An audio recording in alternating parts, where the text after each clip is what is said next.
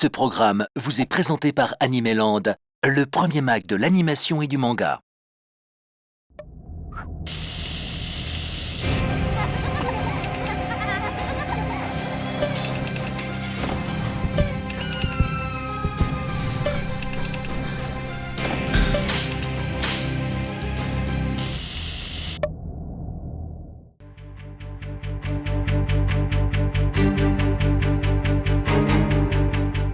Sans jamais avoir été inquiété pendant plus de 10 ans, Monsieur Sugaya est arrêté pour meurtre en 1991, accusé d'avoir violé puis assassiné 5 petites filles.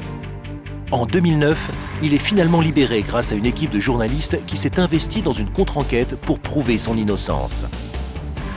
L'affaire Sugaya raconte un véritable fait divers et décrit tout le travail d'enquête des journalistes.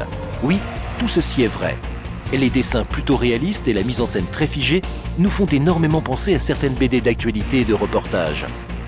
Peut-être que le Japon va suivre ce courant, car il sort déjà des dizaines de BD de ce genre chaque année en France.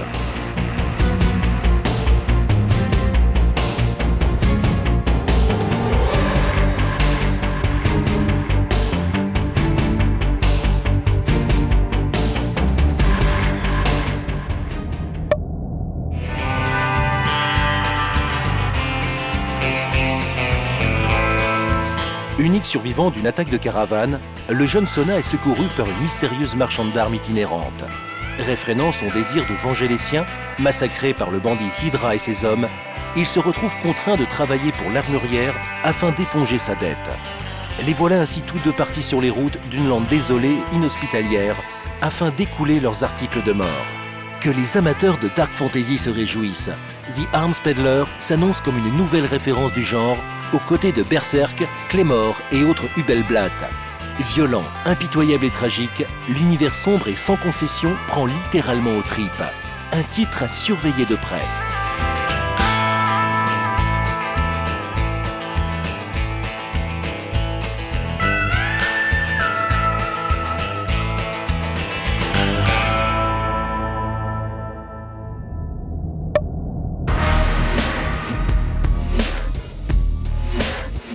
La cigale est un tueur qui assassine sans penser au lendemain.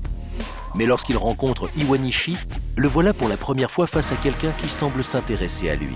Ironique, cet homme étrange le prend sous son aile pour en faire un assassin performant qui ne tuera que pour l'argent et sera capable de contrôler ses pulsions. Ce spin-off du Prince des Ténèbres frappe très fort pour son premier tome et pourrait rencontrer le succès que n'a pas connu son modèle. Bien que le titre s'adresse aux garçons, Waltz vise pourtant un public féminin. Il faut dire que la cigale a ce côté chien fou qui fait craquer les filles. Sans compter que sa relation avec Iwanishi plaira à plus d'un auteur de fanfiction.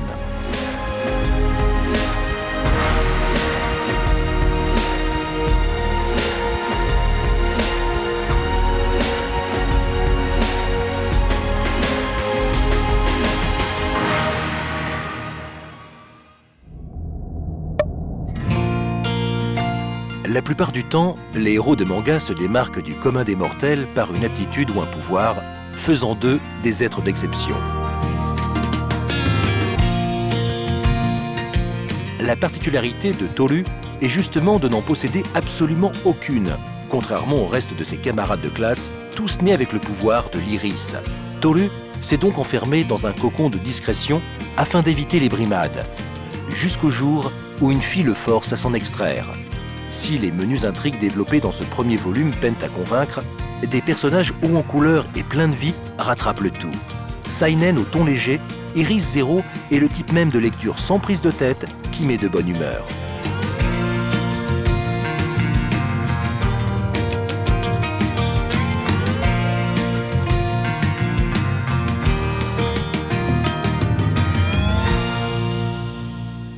Et pour finir, le Japon en bas de chez toi, c'est l'agenda. Le Centre Pompidou continue de proposer des films, des invités, des ateliers et une exposition qui change et évolue chaque semaine. Le plus célèbre des salons suisses revient cette année encore pour le week-end de Pâques. Le petit frère du Toulouse Game Show accueillera cette année un dessinateur de manga japonais.